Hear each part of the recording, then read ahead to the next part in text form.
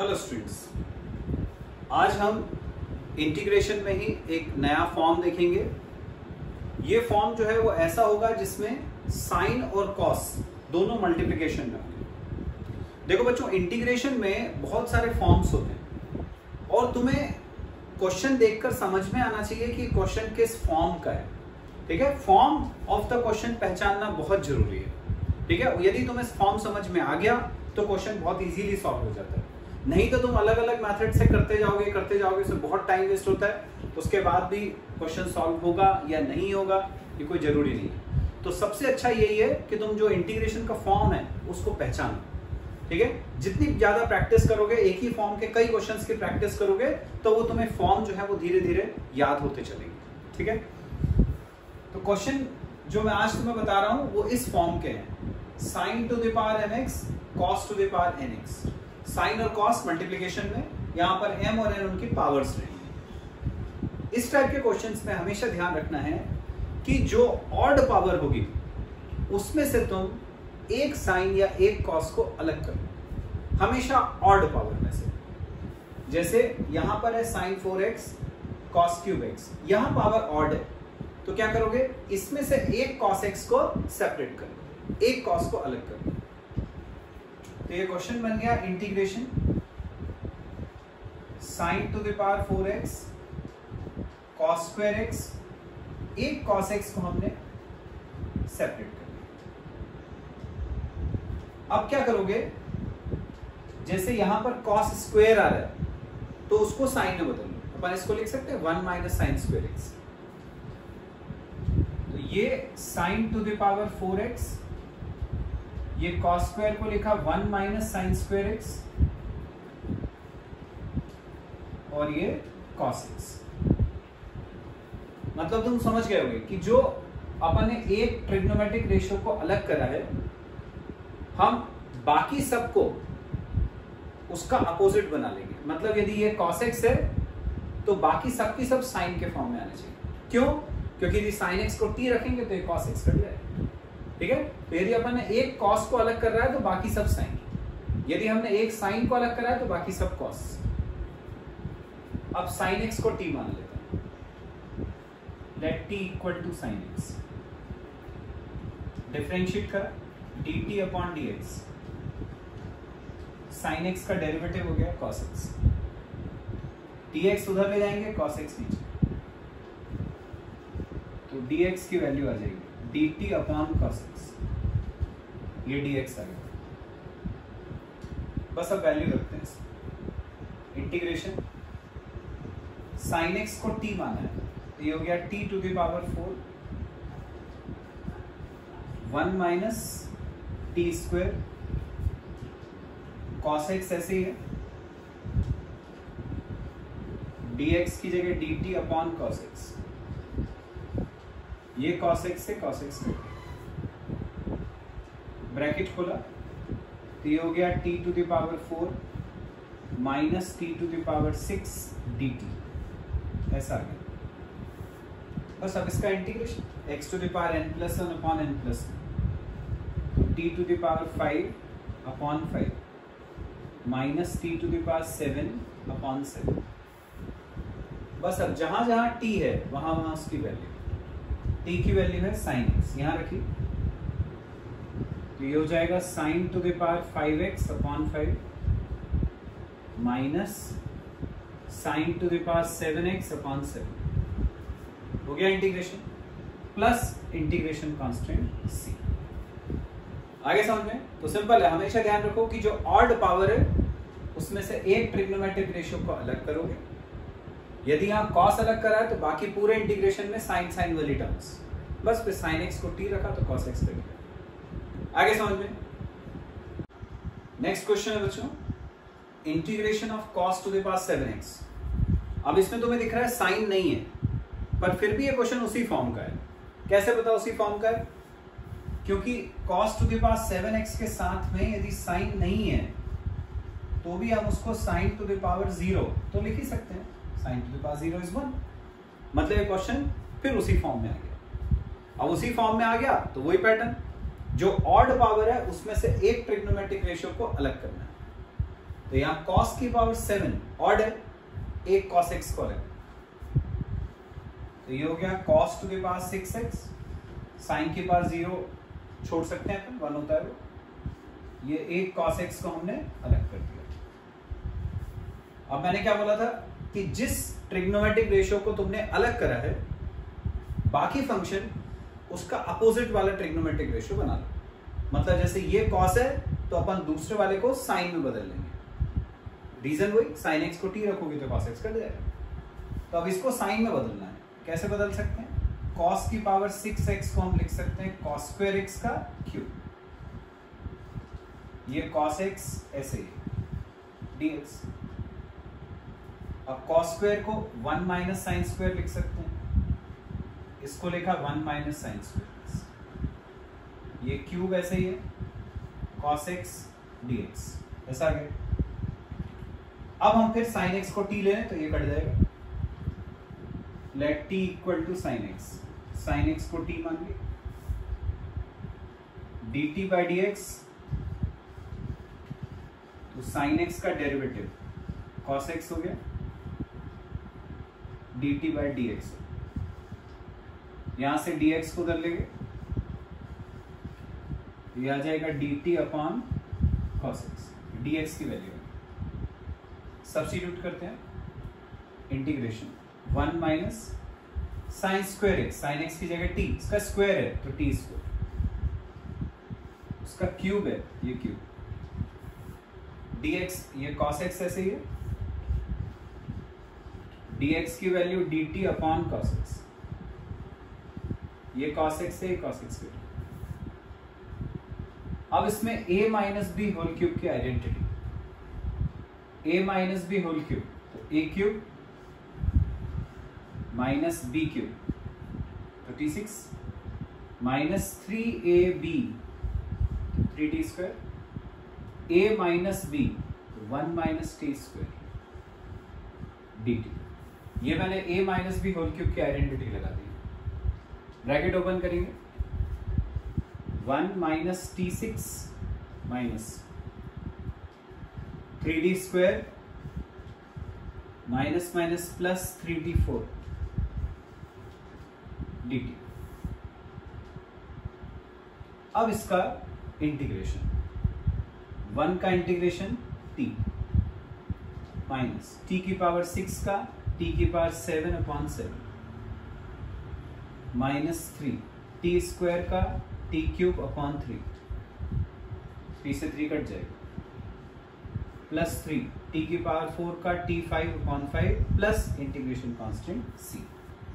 बस अब जहां जहां t तुम्हें दिख रहा है उसकी जगह t की वैल्यू रख दोगे, t अपन ने माना था sin x को, तो आंसर हो जाएगा sin x minus sign to the power 7x upon 7 minus sine cube x plus 3 sign to the power 5x upon 5। आगे अब बच्चों नेक्स्ट फॉर्म है, अपॉन में रहेगा साइन की पावर mx कॉस की पावर nx, अभी न्यूमरेटर में हमने देखा था, अब same sine mx cos nx denominator में है, ये dx upon sine mx cos nx। तो हमें इसका फॉर्म याद रखना है, इसमें क्या करना है अपन को, इस टाइप के जितने भी क्वेश्चन होते हैं इसमें हमें सेक की पावर m प्लस n से मल्टीप्लाई और डिवाइड करना है, सेक की पावर m प्लस n से मल्टीप्लाई और डिवाइड करना है। ऐसा क्यों किया अपन ने? ऐसा करने से क्या होगा, ऊपर जो है वो सेक स्क्वायर के फॉर्म में आएगा, नीचे 10x बनेगा, हम 10x को t रखेंगे तो सेक स्क्वायर x कटेगा।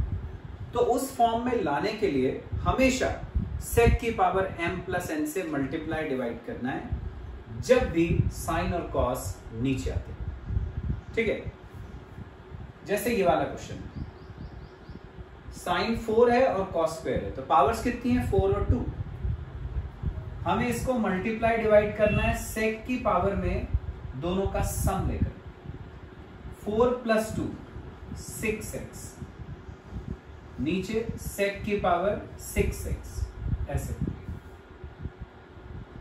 अब कितना हो गया ये sec to the power 6x, इसको हमने ऐसे ही रखा अभी, अपॉन नीचे ये sin to the power 4x, ये cos स्क्वायर x इंटू, अब ये जो sec की पावर 6 है नीचे, उसको फिर वैसे दो पावर्स में ब्रेक करो, दो पावर वही जो यहां पर है, जैसे यहां 4 और 2 है तो इसको भी sec की पावर 4 और sec की पावर 2 में ब्रेक करेंगे। ये जो sec टू द पावर 6 है इसको लिख लिया sec टू द पावर 4 और sec टू द पावर 2, ऐसे ब्रेक करें। अब sec की पावर 6x जो ऊपर था वो वैसे का वैसे रहा, अपॉन नीचे 4 के साथ ये 4 पावर ले लो, 2 के साथ ये 2 पावर ले लो, तो साइन की पावर 4x इंटू सेक की पावर 4x, ऐसा हो गया। कॉस स्क्वायर x के साथ सेक स्क्वायर x, तो नीचे जो 6 पावर थी उसको हमने इसके समान 4 और 2 में ब्रेक करा, 4 के साथ 4 पावर ले ली, 2 के साथ 2 पावर ले ली सेक की। अब बच्चों तुम जानते हो सेक होता है 1/cos, तो नीचे जो ये वाला सेक है उसको भी 1/cos और ये वाला सेक को भी 1/cos।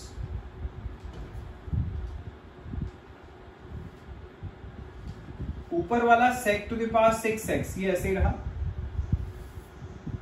नीचे sin to the power 4x, इसके साथ में जो sec है उसको 1/cos to the power 4x, sec को 1/cos, ऐसे ये वाले sec को भी 1/cos। जो सेकेंड ब्रैकेट है उसमें ये cos स्क्वायर x, साथ वाले sec स्क्वायर x को 1/cos स्क्वायर x, ऐसे लिख लिया, और ये dx। नीचे वाले दोनों sec को हमने 1/cos में कन्वर्ट कर दिया, ये cos स्क्वायर से ये cos स्क्वायर कट गया, ये आ गया इंटीग्रेशन sec to the power 6x upon नीचे sin बाय cos हो जाएगा 10, पावर में 4 है तो 10 to the power 4x dx, ऐसा आ गया। अब जैसे मैंने शुरू में बोला था कि ये सब अपन ने क्यों करा, ताकि क्वेश्चन में tan और sec आ जाए, तो अपन tan को t रख देंगे तो sec स्क्वायर कट जाएगा। इस स्टेप पे आने के बाद अब हम tan x को t मान लेते हैं, tan x को t लिया, dt अपॉन dx हो जाएगा sec स्क्वायर x, तो dx की वैल्यू हो जाएगी dt upon sec square x, जैसे अपन हमेशा करते रहे। अब रखते हैं यहां value, sec to the power 6x, इसको अभी मैंने ऐसे ही रखा, tan x को t माना था, ये t रख दिया, dx की जगह dx की वैल्यू रखी, dt upon sec square x, ऐसा आगे यहां तक आ गया बच्चों। अब ये स्क्वायर से ये 6 पावर कटेगी, तो यहां पावर 4 बची, तो हो गया sec to the power 4x। sec to the power 4x को हम लिख सकते हैं sec स्क्वायर x का स्क्वायर, नीचे t ऐसे ही,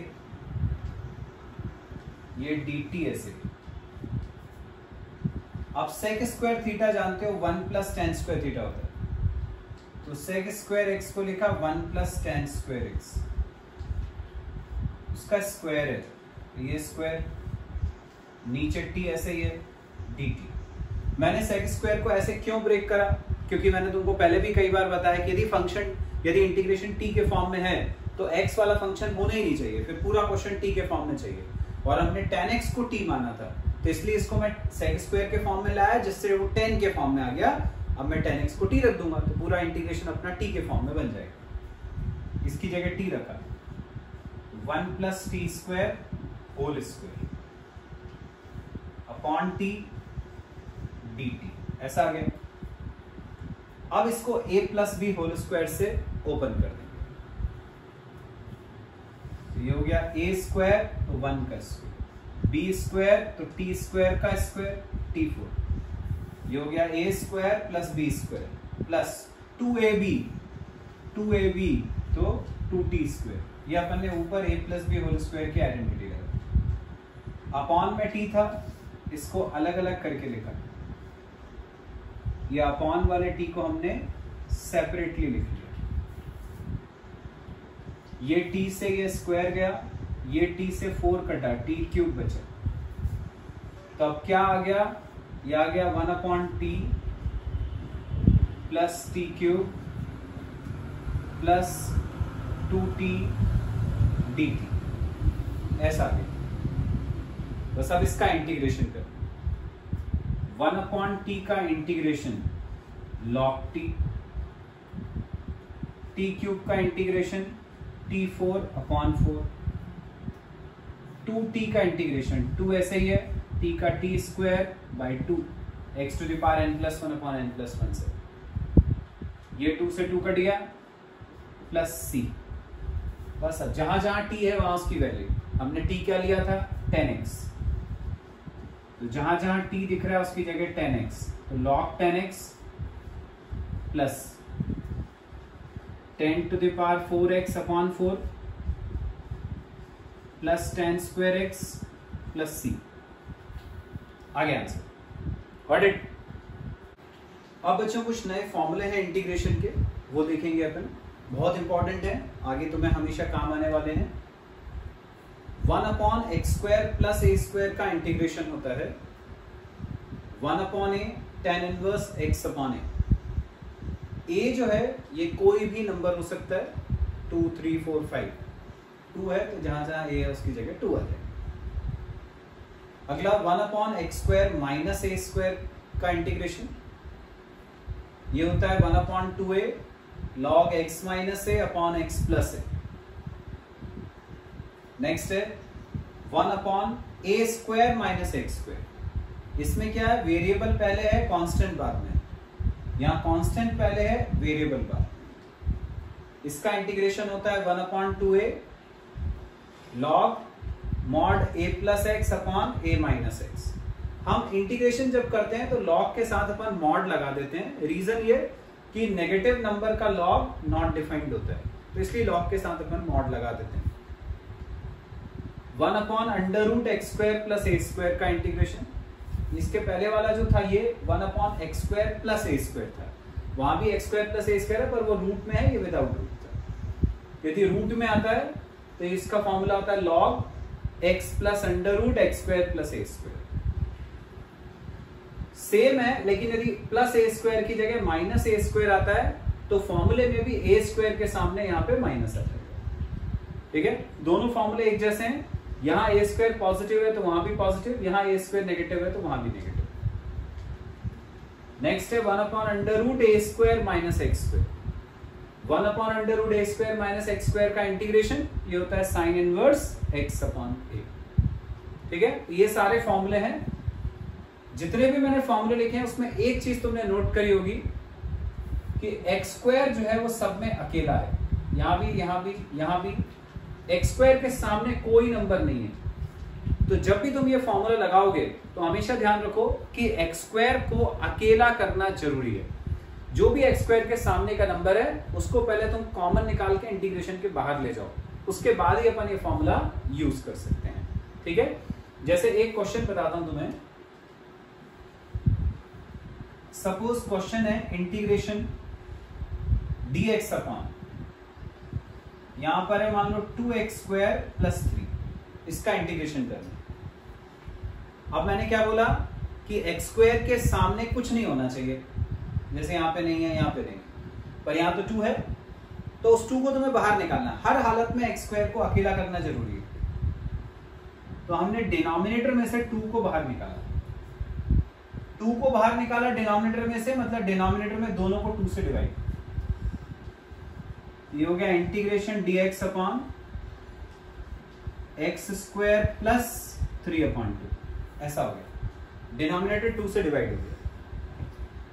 अब इसको हम लिख सकते हैं 3/2 को √3/2 का स्क्वायर। क्यों लिखूंगा ऐसे, ताकि वो x² प्लस a² के फॉर्म में आ जाए, ये पहला वाला फॉर्म आ जाए। तो मैं इसको लिख लेता हूं √3/2 का स्क्वायर, 1/2 बाहर ऐसे ही रहेगा, ये हो गया dx upon x square plus √3/2 का स्क्वायर। अब ये बन गया अपना 1/x² प्लस a स्क्वायर के फॉर्म में।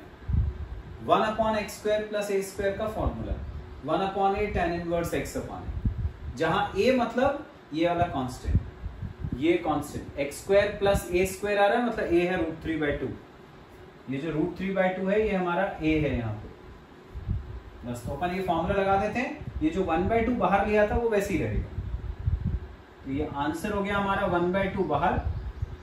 यहाँ फॉर्मूला 1/a, तो √3/2 tan इनवर्स x/a, x/√3/2 ऐसा आ गया।